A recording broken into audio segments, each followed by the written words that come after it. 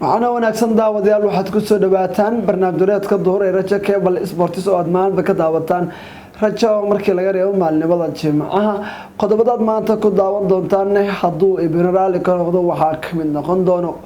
macalinka sanadkani hogaaminaya kooxda Chelsea ee Thomas Tuchel oo ka hadlay arrinta ku aadan istaashada kooxdiisa ee Chelsea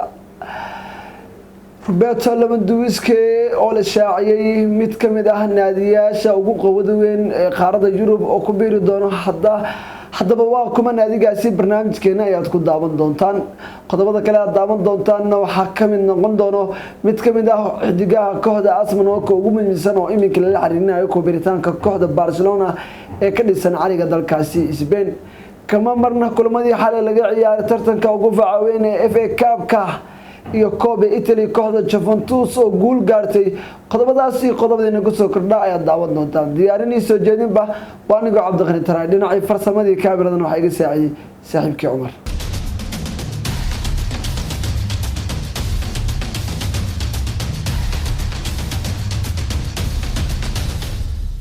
ومعلم قميصة أي تاريخنا كو أستيسنتا أي سدح مارس سنة كاللبض كل نبي لبعتنك قضبضي عد مقشين وإنت سكفها فاسن إيمك كسو دبادة أنا كبلاونا قضب كوور إيه برنامجيات كانوا دورات ما أنت كو داوان دونتان وحونا قندونا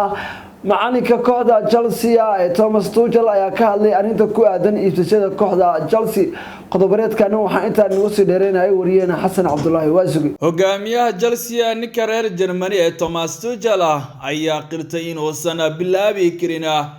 inuu ka fikiro nolosha Chelsea oo bila Roman Abramovich milyaneerka reer Russia ee saliidda ka taajiray Roman Abramovich ayaa xaqiijiyay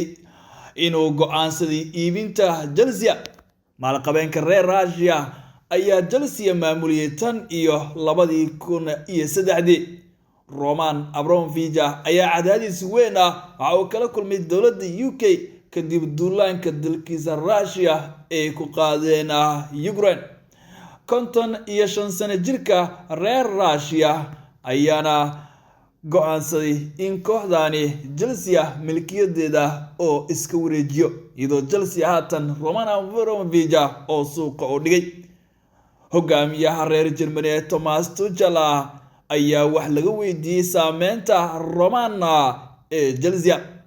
waxa uu tababaraha Belo yiri waa waqti hore sababtoo waa war weyn ayuu yiri Tuchel waa waqti hore in laga hadlo sababta waxa aan ka fikirayaa Chelsea oo aan hogaaminaynin Roman Abramovich sidaas darteeda way adag tahay ayuu yiri aniga waxa soo socda isbedel weyn ayuu yiri tababaraha Thomas Tuchel Roman waxa shakhsi si weyn u garanaya ayuu yiri Chelsea tan iyo markii oo majra u qabtay Belo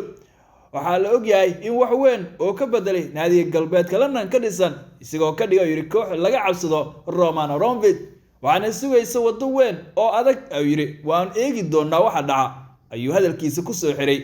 hogaamiyaha reer Germany ee Chelsea maamula ee Thomas Tuchel oo ka hadlayay go'aanka Roman Abramovich ee Chelsea oo iskaga iibinay kadib cadaadis oo ka wajahay dawladda UK weeryaanka ugu halista badan ee horyaalka dalkaasi Bundesliga ee Roberto Lewandowski ayaa waxa la shaaciyay kooxaha uu ku biiri doono inkastoo ay kooxo fara badan ay markaan saxiixa xidigaani xiiseynayaan qodobkaani oo faahfaahsan waxaana la diyaaraa wariyaheena Ashraf Cabdulbaasid Macallin waryaanka kooxda kubadda cagta Bayern Munich Robert Lewandowski ayaa la sheegay inuu wakiilkiisa u sheegay kooxdu doonayo in uu kaga biiro kooxda Bayern si uu ugu fududeeyo ku biirista iyadoo heshiiska Bavaria uu yahay mid dhacaya xagaaga 23 ay warbixintii ugu dambeysay ee tibaaxa Lewandowski uu doonayo inuu wakiilkiisii Pini Zahavi uu ka dejiyo xagaaga sanadka dhanka iyo kooxda ka ciyaarta horyaalka dalkaasi Spain ee Real Madrid Bayern ayaana si joogto ah u sheegaysa doonaysa inay waryahanka kooxda ku sii haysato balse wali waxa wada hadalo heshiis kordhina lama furin Leve ayaana dhinaciisa raadinaya tartan iyo horyaal cusub waxa uu dalbanaya ka digista Santiago Bernabéu وجاسك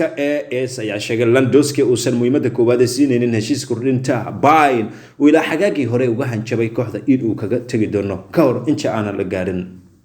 warbixinta ayaa sheegaysa in xidhiidhka u dhexeeya wakiila Xavi Bayern Munchen uu yahay mid aan fiicnayn taana ay adkeynayso wada hadal heshiis kordhin uu sameeyay Robert Lewandowski tan iyo markii Xavi uu fududeeyay heshiiskii David Alaba kooxda sida bilaashka uga kaxeeyay xagaagii ee uu uga wareegay Real Madrid isku dhacsan yihiin Bayern mana aysan wali si kafool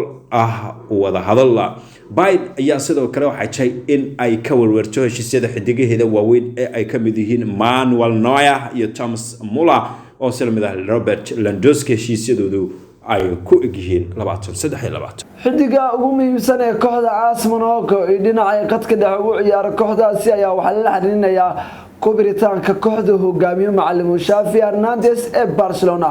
qodobkan waxa intaas nagu sii dheereeyay wariyahena Daahir Diini naadiga Blaugrana ee Barcelona ayaa u dhaqaaqday helitaanka xidiga qadka dhexe AS Monaco iyo Francisca ee Tchouaméni Blaugrana ayaana doonaysa inay qadkeeda dhexe ku xoojiso maadaama xidiga Sergio Busquets Barcelona uu ka daqoobay kaas oo qadka dhexe Blaugrana waaya badan isku hayay Tchouaméni oo ah xidig 22 jir ah oo dhashay qaranka Francisca ayaa AS Monaco waxa ay Barcelona doonaysaa inay xil ciyaareedkan ka hesho lamana oga waxa ay AS Monaco ka yeeli doonto dalabkan Blaugrana kaga yimid Tchouaméni ayaana kamid ahaa xidigihii Francisca kula guuleystay UEFA Nation League 2022 waxaana xidigani sanado badan soo matalayay xulka qaranka Francisca gaar ahaan waxa uu ka soo bilaabay inuu xulkani u ciyaaro xidigaha da'adooda ku hooseyso 16 sano jirada ugu dambeyntiina waxa looga yeeray ama uu matalayaa ibinkaba xidigaha waaweynka Francisca ama booska koobaad ama xidigaha koobaad ee xulka France walow uusan booska joogtada ka haysanin xidigan Blaugrana ayaana doonaysa markaan inay xidigani hesho waxa uu xidigani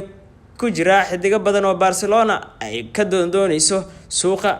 xil ciyaareedka soo socda ee bisha July qodobka ugu dambeeya barnaamijkeena duuraad ku daawan doontaan wuxuu noqon doonaa kulamadii xalay laga ciyaaray tartanka ugu facaweyn ee laga ciyaaro gudaha dalkaasi England ee FA Cup-ka iyo tartanka Coppa Italy oo xalay la ciyaaray kooxda Liverpool ayaa xalay guul raxlay ka gaartay kooxda Norwich City kadib ciyaar ku dhabaatay 2 gool iyo gool ciyaarta kooxda Liverpool ayaa waxay ka dhigan tahay in iska xadireen wareegga xiga ee tartanka FA Cup-ka iyagoo markaan isbuucan soo dhaafnay ku guuleystay tartanka Carabao Cup-ka noqdana naadiga